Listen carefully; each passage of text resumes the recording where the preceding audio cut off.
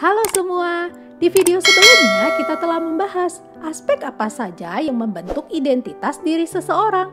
Nah, sekarang kita akan bahas seperti apa orang yang mengalami gangguan identitas dan apa saja sih penyebab identitas seseorang bisa terganggu.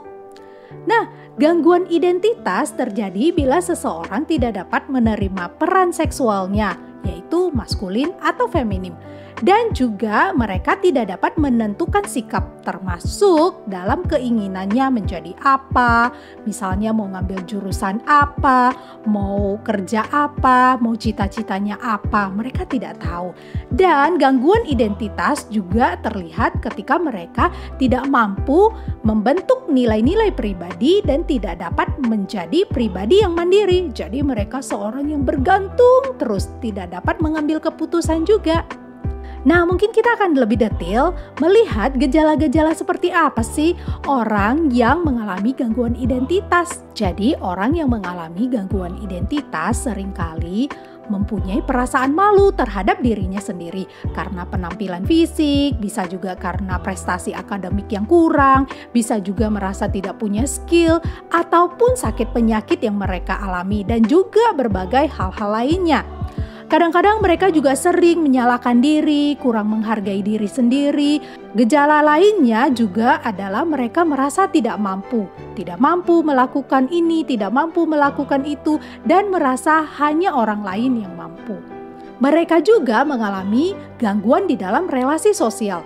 Seringkali mereka menarik diri, tidak suka bertemu dengan orang lain, lebih suka sendiri, menghindari orang lain secara emosional. Kadang-kadang kurang dapat membina intimasi atau tidak bisa dekat dengan orang lain. Mereka juga kurang rasa percaya diri sehingga sulit sekali mengambil satu keputusan. Jadi mereka kadang-kadang menunggu orang lain yang mengambil keputusan untuk mereka. Nah, sebagai akibat dari harga diri yang rendah, mereka terlihat tidak memiliki harapan. Mereka menjadi seorang yang apatis dan ekstrimnya mereka bisa memiliki keinginan untuk mengakhiri hidupnya loh. Nah, hidup mereka juga terlihat kurang bertanggung jawab. Ini bisa dihubungkan dengan rasa tidak mampu ya. Gejala lainnya, mereka juga mengalami gangguan peran, di mana mereka merasa tidak puas dengan peran yang harus mereka jalankan. Misalnya mereka tidak senang dengan peran feminim atau maskulin, atau bisa dikatakan mereka tidak suka menjadi cewek atau tidak suka menjadi cowok. Nah, gangguan peran ini juga terjadi ketika mereka gagal menjalankan peran yang baru dalam keluarga. Misalnya menjadi seorang suami, menjadi seorang istri, dan lain-lain. Atau juga peran mereka di dalam kelompok, mereka sulit untuk menyesuaikan diri.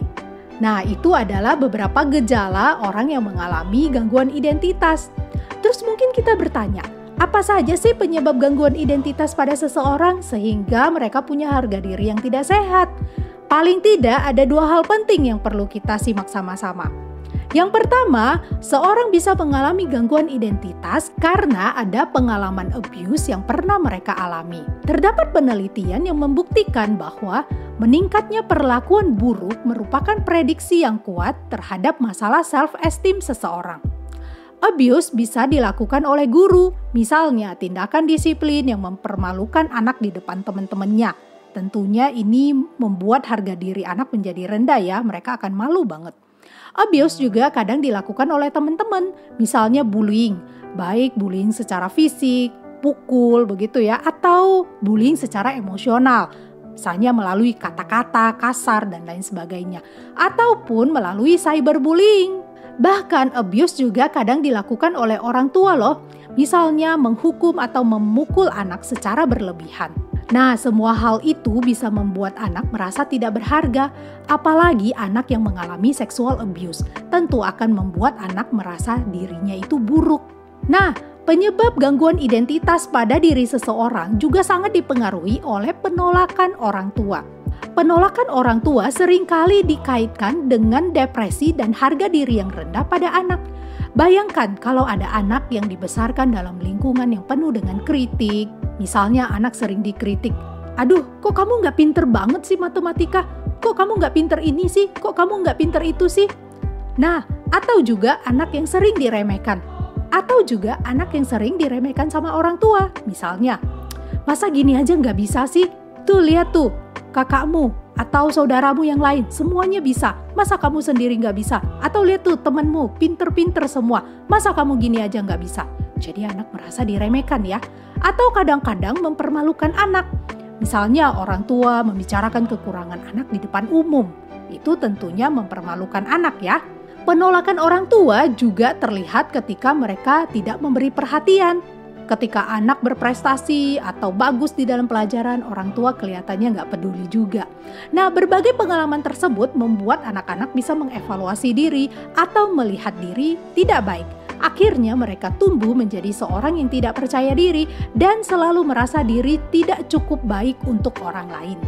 Nah, untuk kamu yang mengalami gangguan identitas dan sulit untuk mengatasi masalah diri, jangan sungkan ya untuk mencari bantuan profesional untuk membantu supaya hidupmu bisa lebih maksimal. Oke semua, sampai di sini dulu ya untuk video kita kali ini. Kita akan berjumpa di video selanjutnya. Jangan lupa di like, share, dan juga komen jika kalian suka. Dan jangan lupa di subscribe untuk mengikuti video-video selanjutnya. Terima kasih telah menonton.